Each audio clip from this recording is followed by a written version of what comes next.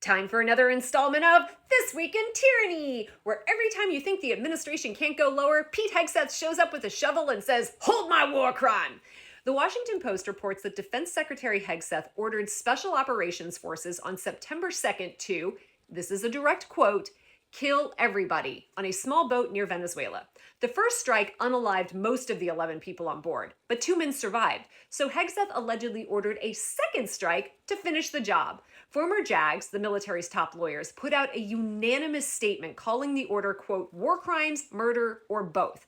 One of them said outright this happened because Hegseth fired all those JAG officers. Quote, had those guardrails been in place, we are confident they would have prevented these crimes. And members of the Senate Armed Services Committee from both parties announced, quote, vigorous oversight. Translation, even Republicans think this one is radioactive. But don't worry, Hegseth says the report is fake news, which historically is what people say right before the Hague starts Googling their address. In other unlawful news, Trump announced that he plans to void most of Biden's executive orders, claiming, without evidence obviously, that Biden didn't sign them and that aides, quote, forged his signature using an auto pen. He claims, quote, approximately 92% of Biden's orders are invalid. And what orders is he talking about? Well, according to the reporting, the White House has internally targeted Biden's climate orders, including those restoring protections stripped under Trump, his federal diversity and equity directives, immigration orders, especially those rolling back Trump's own bans, student loan forgiveness actions, and worker protection orders, like raising the minimum wage for federal contractors. Legal experts note, auto pen signatures are fully legal and have been used by multiple presidents, including Trump. Oh, and Trump also says if Biden insists that he approved the signatures, he'll be charged with perjury, meaning Trump wants to prosecute Biden for signing things legally. We've gone from the unitary executive to you didn't use your crayons right doctrine. And since we're ignoring the Constitution, let's ignore judges too. 19-year-old Any Lucia Lopez Bellosa, a Babson College freshman who's lived in the U.S. since she was 7, was detained by ICE at Boston Logan on November 20th while going home to visit her family for Thanksgiving. Her attorney searched every record. There was no evidence of a deportation order. A federal judge issued an emergency order prohibiting ICE from moving her for 72 hours. But ICE deported her 48 hours later anyway. She's now in Honduras staying with grandparents. Her college year destroyed. Her lawyer said, quote, she's absolutely heartbroken. ICE's response? Silence. Because even for this administration, the "we violated a court order for funsies" message is not a great press release. And speaking of federal orders this administration ignores like terms and conditions boxes, a new DOJ filing finally names the official who disobeyed Judge Boasberg's order to return 2 deportation flights from El Salvador. And it was Homeland Security Secretary Kristi Noem. Direct quote from the filing. After receiving that legal advice, Secretary Noem directed that the detainees could be transferred to the custody of El Salvador. Boasberg had already found probable cause that officials committed contempt of court.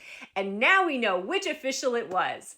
Hey, remember when Kristi Noem testified before Congress that habeas corpus is, quote, the president's right to remove people from the country? Which is not remotely what habeas corpus is. If she flumps basic civics again, I am filing a motion to replace her with a middle schooler. And apparently Hegseth isn't too busy with extrajudicial killings to go after the Boy Scouts. You heard me. The Pentagon is preparing documents showing Hegseth plans to end all military ties with Scouting America, formerly the Boy Scouts, after more than a century.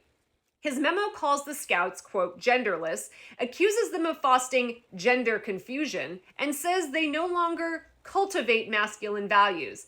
He wants to cancel military support for the National Jamboree, block troops from meeting on military bases, and end programs that help Eagle Scouts enlist at higher rank. One Navy memo warns the move will be, quote, detrimental to recruitment. Parents who rely on base scouting programs were stunned. One military dad said bluntly, quote, it's kind of like they don't care about us more than they care about their perceived message. So at the Pentagon, the priorities are now fire women and black officers, kill the Boy Scouts, and maybe the occasional vote of civilians. Just normal stuff. And finally, the Interior Department announced new America First park fees for national parks. U.S. residents will pay $80 a pass, same as before, but international visitors will see the cost of their pass triple to $250. Why, you ask? The Department of the Interior says foreign visitors should, quote, contribute their fair share toward maintenance and upkeep. Cool story, dudes. How about this? How about the Trump administration contribute their share into the parks. The entire National Park Service budget runs on roughly $3.6 billion, while this administration is shoveling tens of billions into ICE. They're not raising park fees to protect America's treasures. They're doing it because they've gutted park funding themselves. Trump and Interior Secretary Doug Bergman have cut nearly a quarter of national park staff, defunded conservation groups, opened logging in national forests, proposed drilling off California's coast, and whitewashed history by taking down signs they don't like. Now, foreign tourists are expected to backfill the budget holes they created. Cool. Oh, and to pour salt into the gaping public land's wound, the new annual pass will feature the images of George Washington and, wait for it, Donald Trump, side by side, like Mount Rushmore if it were designed by Grok. Sure, slap Trump's face on a pass and call it conservation. So to summarize, Trump threatened to erase Biden's executive orders with an autopin tantrum. Kristi Noem and ICE are ignoring court rulings like toddlers refusing to eat broccoli. Pete Hegseth is out here telling U.S. troops to commit literal war crimes. The Pentagon is cutting ties with the Boy Scouts because they're not youthy enough for this administration. And the Park Service is shaking down tourists while Trump tries to slap his face on the annual pass instead of funding the agency. That's not government. That's a demolition crew.